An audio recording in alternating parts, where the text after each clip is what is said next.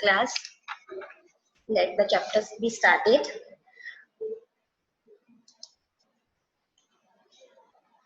A very first chapter, Attila. Okay.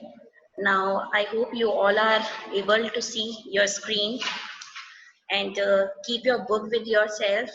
Okay, class. Okay. The very first words are the family. Okay. अब यहाँ ये question भी raise हो सकता है कि फैमिली कौन है. Okay, so I would like to introduce the family first. In this story, the family who has mainly three characters. How many characters? Three characters. Okay, first is mother, second is eldest son, and third is youngest son. Okay, who the three are? Mother, eldest son, and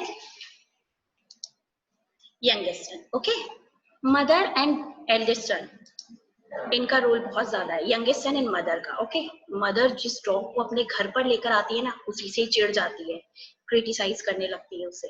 and the youngest son who was the defender of the dog. Now you will ask me कि ma'am defender क्या होता है. You have to write the meaning. Okay, I am telling you the meaning of defender. Defender is a supporter.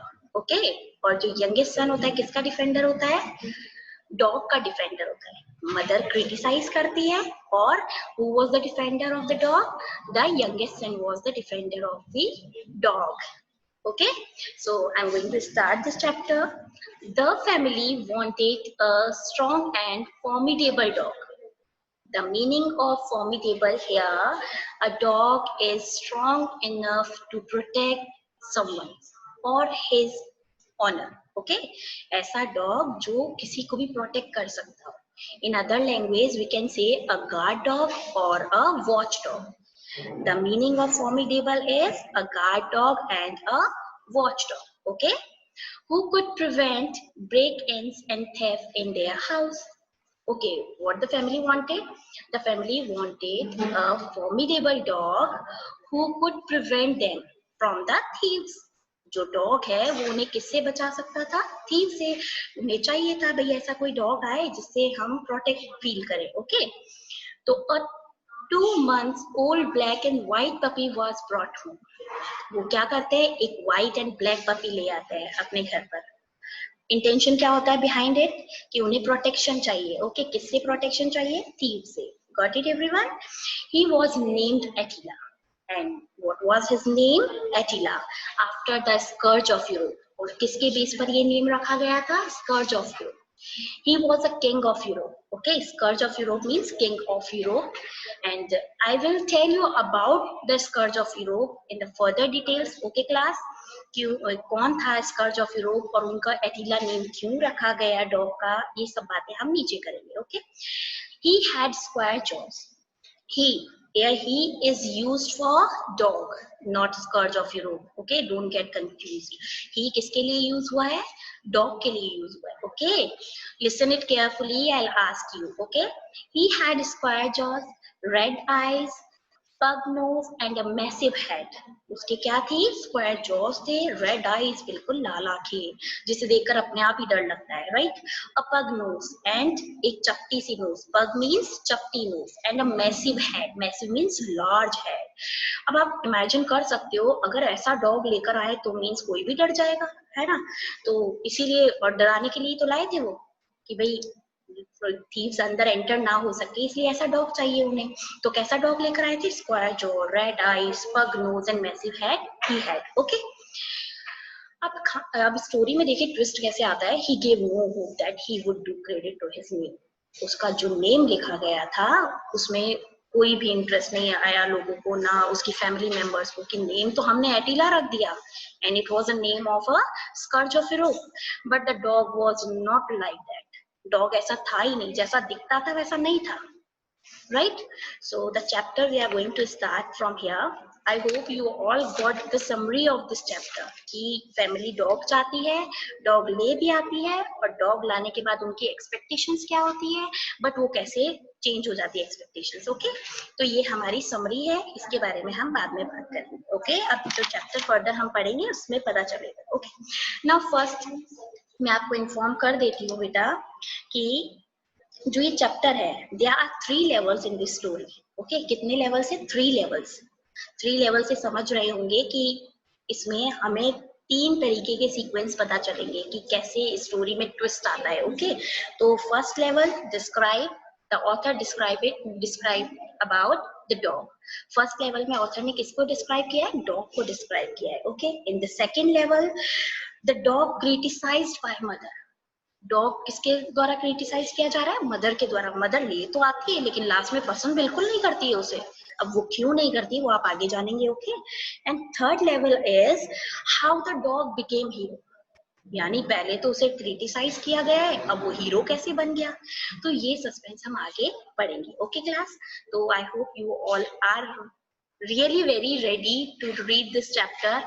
Okay, enjoy this chapter and story class, and also write the meanings. Okay, what I want that you have to write the meanings. Okay, so our chapter starts from here.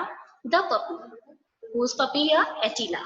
Okay, किसके बारे में बात हो रही है यहाँ पर? Attila के बारे में। अब मैं पहले आपको बता देती हूँ, फर्स्ट पैराग्राफ में सिर्फ अभी घर में पपी नहीं आया है, अभी सिर्फ क्या चल रहा है? डिस्कशन चल रहा है, और पपी को ले आते हैं, उसके नेम के बारे में बातें करेंगे। ओके, तो first is the puppy, as I have already indicated, it is a past form of indicate. Okay, you also write this, it is a past form of indicate. Did not have a very prepossessive. Okay, prepossessing means charming and attractive, okay, appearance, and was none too playful. But this did not prevent his owner from sitting in a circle around him and admiring him. Okay class, I'm explaining these lines that the family bought a dog which is 2 months old, black and white puppy. Okay class, and how he was? Okay, he was not charming, he was not attractive, and none playful. ना तो वो charming था, ना ही attractive था, और ना ही playful था। अब हम लोग देखेंगे तो हमें तो ऐसा डॉग पसंद ही नहीं आएगा ना, लेकिन फैमिली को तो ऐसा ही चाहिए था। क्यों चाहिए था? उनका इंटेंशन क्या था? उन्हें प्रोटेक्शन चाहिए था। तो उन्हें बहुत अच्छा लगा उस डॉग को देखकर कि हाँ, ये ना तो अट्रैक्टिव है, ना ही चार्मिंग है, अगर कोई भी स्ट्रेंजर आएगा तो इसे देखकर डर जाएगा। ओके, कोई भी थीफ हमारे घर पर एंटर नहीं कर सकेगा। Okay, there was a prolong debate. Okay, prolong means continued for a long time, यानी लंबे समय तक चलना। Prolong debate as to what he should be named. When they bought the puppy and someone said that what he should be named. अब इसका name तो रखना ही चाहिए। जैसे ही हमारे घर में कोई आता है, हम सबसे पहले नेम ही तो रखते हैं। अगर आपके घर में कोई बेबी हुआ है, या आप किसी पपी को लेकर आए हो, किसी पेट को लेकर आए हो, तो सबसे पहला काम क्या करेंगे? आप उसका नेम ढूंढेंगे, नेम सजेस्ट करेंगे, है ना, एक दूसरे को। अब नेम पसंद आया नहीं आया वो भी हम देखेंगे। तो ऐसा ही ये फैमिली करती है discussion. The youngest suggested, okay, why not call him tiger. क्यों ना हम उसका नाम टाइगर रखें। जो यंगेस्ट सन था उसने क्या सजेस्ट किया? क्यों ना हम इसका नेम टाइगर रखें। Even other street mongrel is named tiger, came the reply. पास में बैठे किसी ने बोला कि हर गली में जो घूमते हैं स्ट्रीट डॉग्स होते हैं, उनका नेम टाइगर होता है। So will not keep the name. Okay, why not Caesar? Someone suggested, why not Caesar? Caesar, if a census was taken of dogs, you would find at least 15,000 Caesars in South India alone. अगर देखा जाए तो scissor name भी हमें south India में 15,000 के करीब मिल जाएंगे। तो family rejected that name also. Now another reply came, why not fire? It is fantastic, seriously it is fantastic, it is very common name. Why not thunder? Even someone suggested thunder, it is too obvious, it is also very common. Now someone suggested grip, no, still obvious and childish. यानी इनके बीच में discussion चल रहा है अभी भी कि नहीं, ये ऑब्वियस नेम है, चाइल्डिश नेम है, will not keep this name. Okay, so there was a deadlock. Deadlock मतलब सब शांत हो जाते हैं, कोई डिस्कशन पे पहुंच ही नहीं पाते। तो here you have to write the meaning of deadlock. The meaning of deadlock is a situation in which two sides cannot reach on agreement. Okay, a situation in which two sides cannot reach an agreement. Okay class, कि ऐसी situation जब किसी का भी discussion मतलब pure line तक dead नहीं हो सकता है, एंड हो जाता है मतलब। Okay, someone suggested Attila. Now class, nowhere someone suggested Attila. किसी ने ये नेम लिया Attila. And the shout of joy went up to the skies. और क्या हुआ, सारी फैमिली मेंबर्स बहुत हैप्पी हो जाते हैं.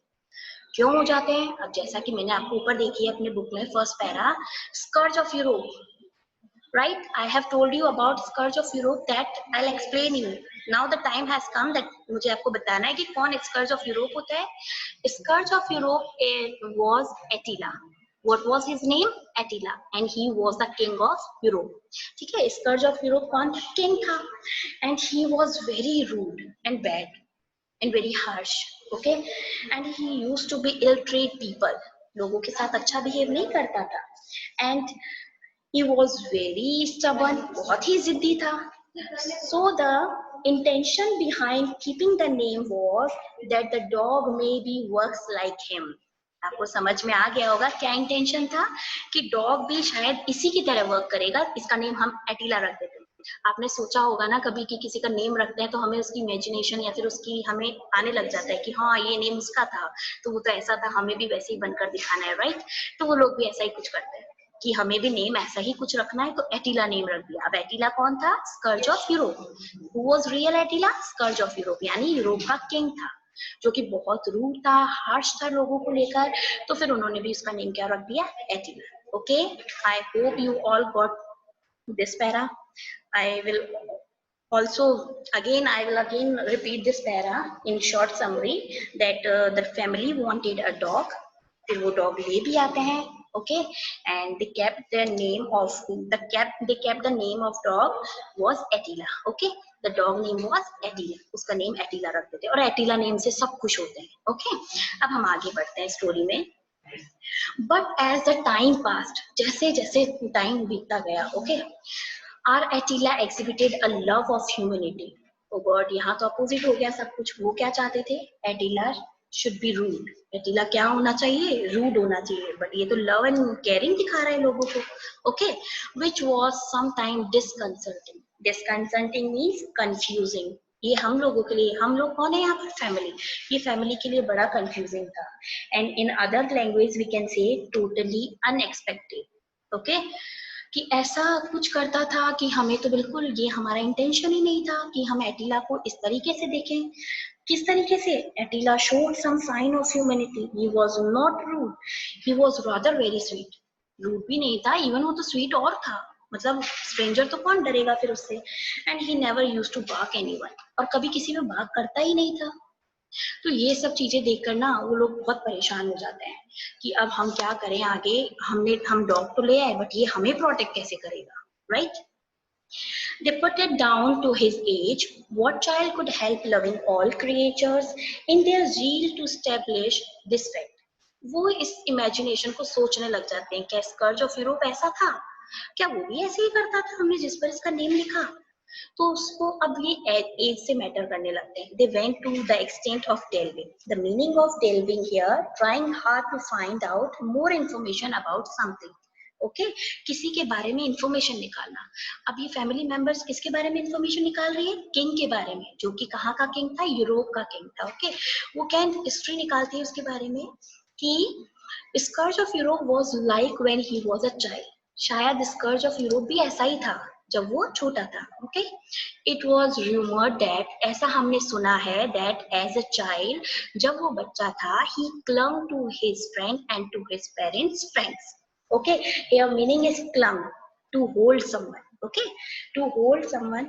Okay, तो यहाँ पे किसी को जबरदस्ती चिपकना नहीं. to hold someone tightly होता है कभी हम किसी की जबरदस्ती चिपक रहे हैं और वो हमसे इरिटेट हो रहे हैं, ऐसा ही था स्कर्ज ऑफ यूरोप. ओके, तो वो क्या करता था? इस तरीके से बिहेव करता था. so fast that often he had to be beaten and separated from them.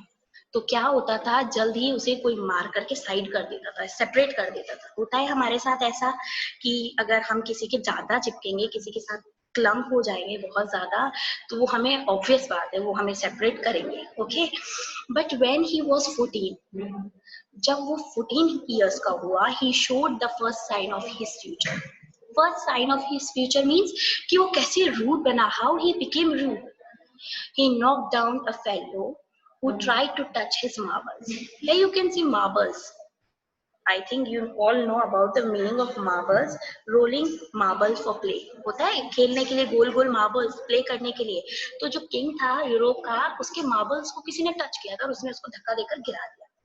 तभी से उसकी फैमिली मेंबर्स क्या जानने लग गए थे, ये तो बड़ा रूड है.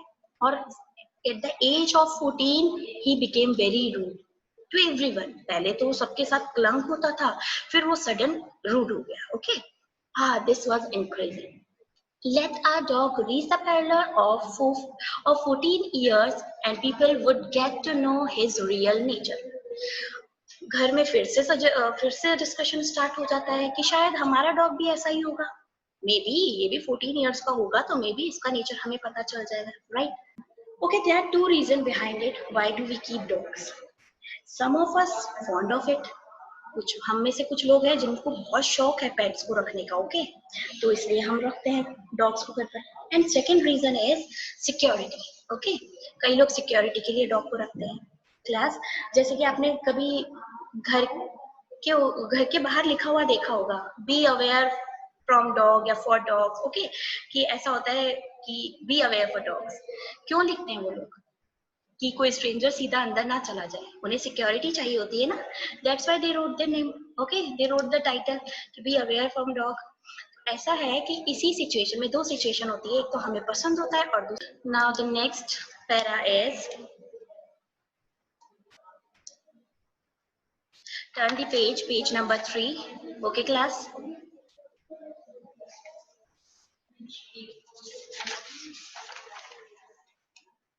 But this was a when promise.